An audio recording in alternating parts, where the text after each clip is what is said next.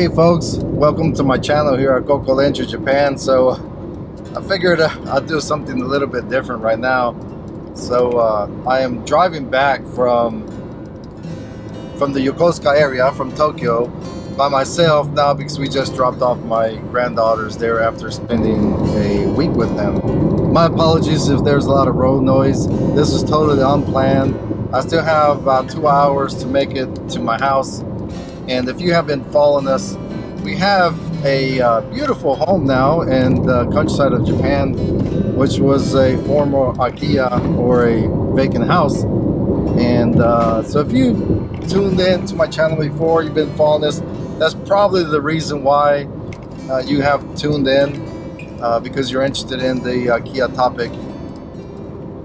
But I figured that on this one right here, I will be a little bit, let's see, vulnerable, kind of give you a little bit about me.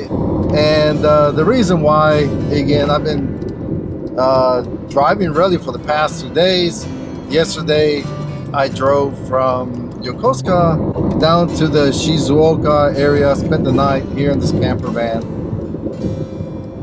and then I've had a lot of time just driving by myself, listening to different podcasts. Right now I was listening to Millionaires Unveiled, which I like to listen to as I drive to work. But as I'm listening, I guess I'm starting to reflecting on myself. I just turned 53 yesterday, as a matter of fact, and one of the reasons why I spent the week in Yokosuka is because my great, wonderful daughter and her husband live in Yokosuka with my twin granddaughters, and they had the opportunity to come and spend the week with us, and my wife and I took them back. And they turned 6 2 days before I turned 53. Anyway, so that's a little bit about that situation. So as I'm driving again, I'm kind of thinking about our current situation, our this stage in my life, what I want to do, where do we want to go, what my wife and I have been able to accomplish, coming from really not a whole lot. Where do we want to live? Do we want to go back to the United States? The great opportunities that the United States has offered us. All these topics, a lot of different topics. And again, I'm just driving for I've been driving for 6 hours, and I got 2 more hours to go. And I figured, you know what, let me go ahead and turn on the GoPro and just kind of put this out there. Again, comment below if you wish.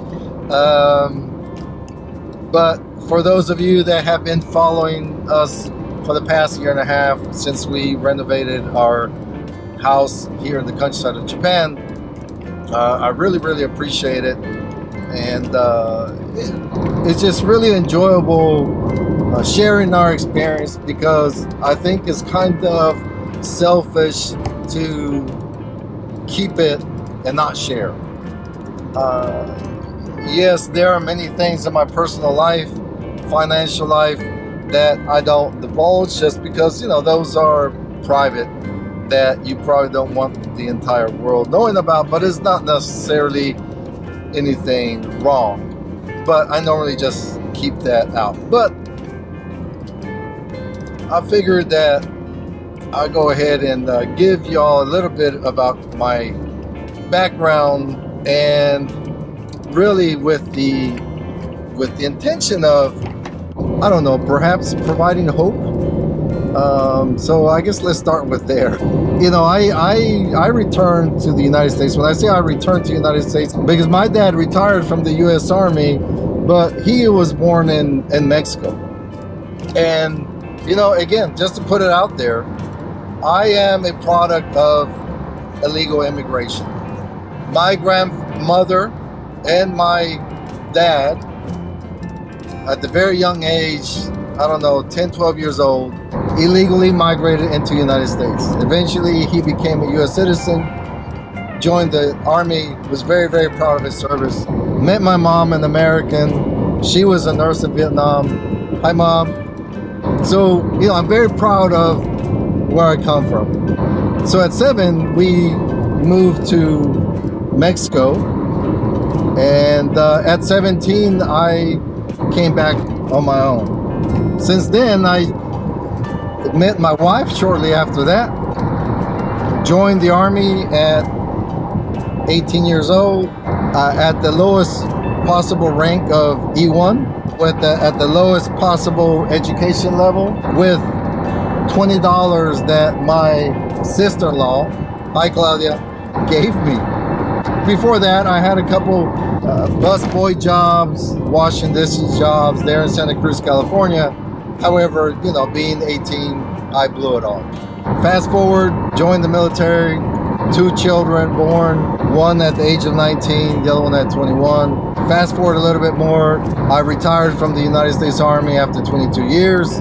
Did quite well, or rank-wise, and then we retired and pursued employment with the U.S. government.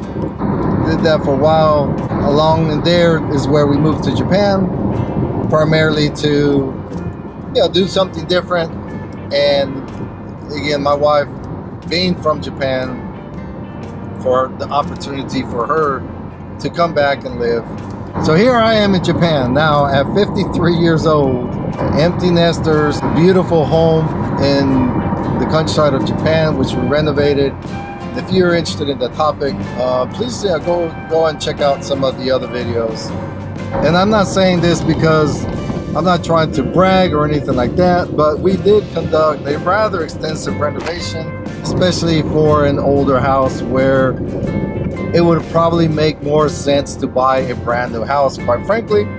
But you know, we built our dream home.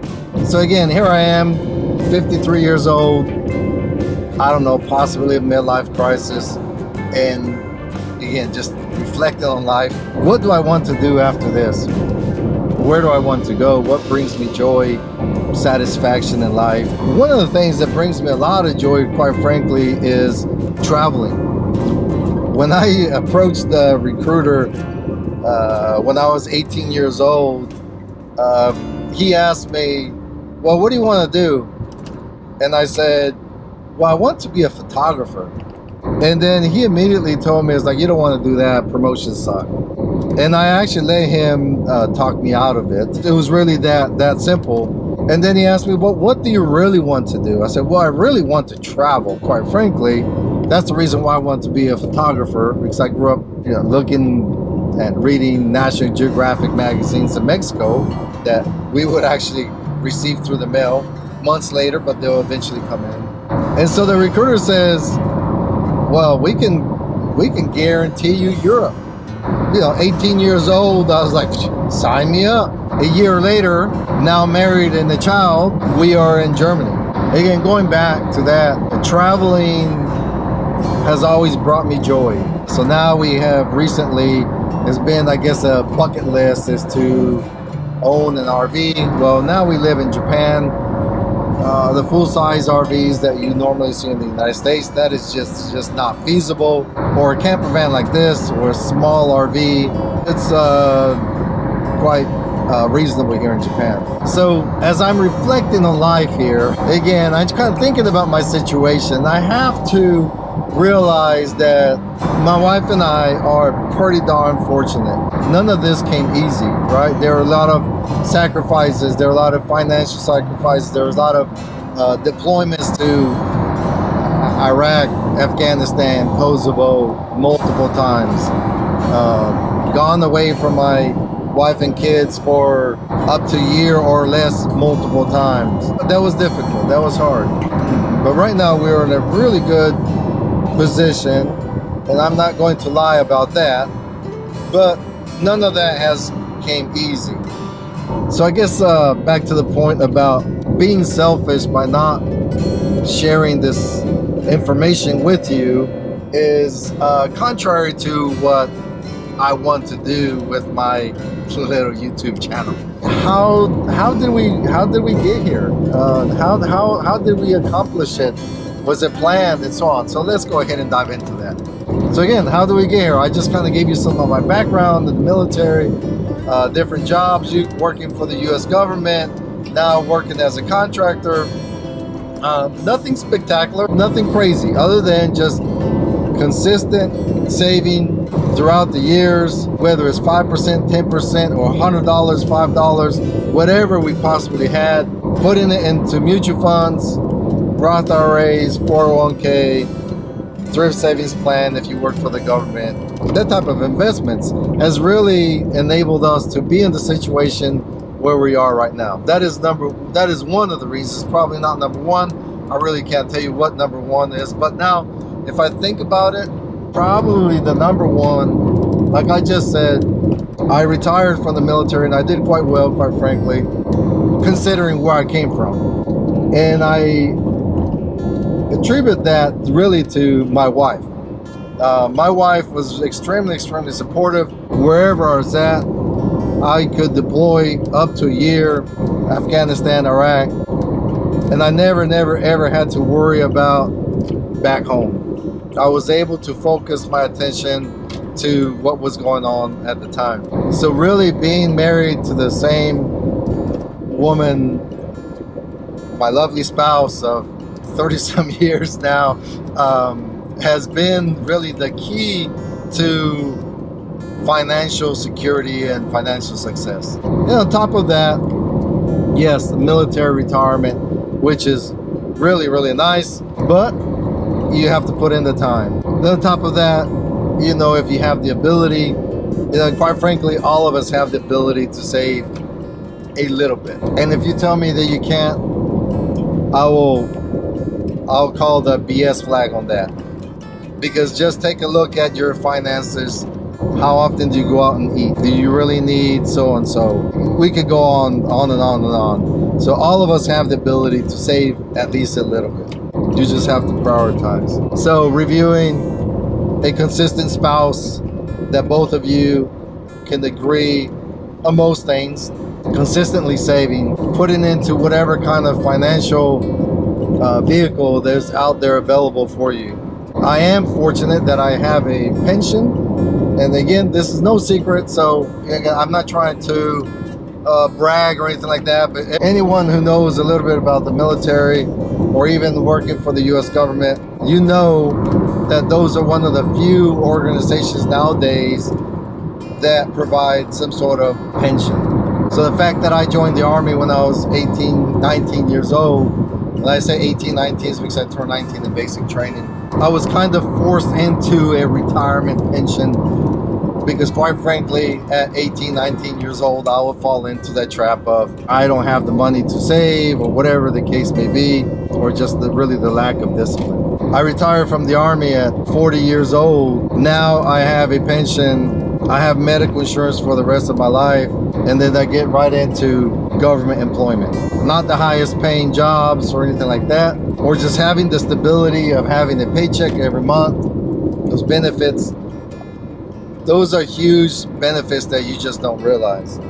Now fast forward a little bit more, I retired from that as well, and now I work as a contractor living overseas. There are lots of benefits that come along with that as well, and one of them is taxes. As a U.S. citizen working in the United States under SOFA status, which is the Status of Forces Agreement, if you are interested in that topic, I have a video of it. I'll provide the link below. But I don't pay federal taxes up to a certain amount, and I don't pay state taxes because of the state that I claim is a tax-free state. So folks, life is pretty good. I can't complain. I can't deny it. I'm doing this because I want to share with you the possibilities that are out there. Not to get political, I am definitely not bashing the United States. Again, I did not serve 22 years in the Army for nothing. I am very proud of being an American. I'm very proud of my Mexican heritage. I'm very proud of serving the military. However, I really love being in Japan. and the opportunities that I have of being able to travel, to live in a very safe environment, being able to live a darn good life with my current income, and in the future when I retire, compared to the cost of living and compared to the income level of most Japanese, it will not be bad at all. How did I get here? None of this was a master plan. Quite frankly, I think a lot of it just came down to hard work, dedication, just one day at a time, little by little, doing your best at your job, looking for opportunities. But I think one of the main ones is don't get too greedy. Of course, I've chased better opportunities, promotions. I also had a little side business actually for 7 years, engraving, which provided a pretty good little income for a side hustle, that type of stuff, right? So don't sit idle. I also don't consider myself greedy. Yeah, my wife would say that I'm kind of stingy. I call it more frugal. But, you know, if I don't have the money, I won't buy it. Or I go through this mental process of, do I really need it? If I really don't need it, but I really, really want it, and I can pay cash for it, then I'll do it. Those are some of my little rambling thoughts as I'm driving right here. I thought I'd probably just go ahead and share with you that the dream is still available. The American dream is still there. I don't want to get into politics, but boy, the situation in the United States right now, it just does not sound promising. Maybe because I have been sheltered here in Japan for the past 7 years. Maybe because I watch the news too much. Just by observing what's going on, houses in many areas are just not obtainable. $500,000 houses is a medium house. Inflation, crime, illegal immigration. Like I said, I'm a product of it. So, but I also understand that is just not realistic. You just can't keep on doing that. Not to get into politics, whether you're on the left or the right, whatever the case may be. But the agendas of people on the left, people on the right, people in the middle, me personally, I just kind of feel like some people are really, really trying to destroy what the United States is. And to me, that's scary. The United States, even though I live in Japan, and even though this is where I plan on living for years to come, the United States has provided to my wife, my Japanese wife, and I, many, many great opportunities, but we had to work hard for it. Nothing was handed to us. Yes, did we receive WIC and assistance and whatnot? 100%, absolutely we did. But we worked through it. We worked hard, we studied hard, we persevered, and now we are where we are. To end with that, folks, you can still do it. You can still do it. Just work hard. If you want to stay in the States, stay in the United States. If you want to go to a different country, go to a different country. But you can do it. Just work hard at it. Just have faith. Don't listen to the negative people. Surround yourself by people that have positive thoughts. We have plenty of naysayers in this world. Trust me, I've came across many of them. And if I would have listened to them, I wouldn't be where I'm at right now. Again, 53 years old. There are many things that we still want to do. Many things that we can do due to the decisions that my wife and I made. I think that we have a bright future ahead of ourselves. I just want to share this with you. If you're struggling in life, trying to figure out what to do, whether you're going to be the one that's going to leave the United States if Trump wins, if now Kamala Harris or whomever is going to be the president, it becomes the president, whatever, do what you got to do. There's hope. There's hope out there. Focus, work hard, be honest, be good. If you're Christian, be a good Christian. If you're whatever other religion, be whatever you are. Just be a good human being, and life will be good. Okay, I think that's it. Peace out.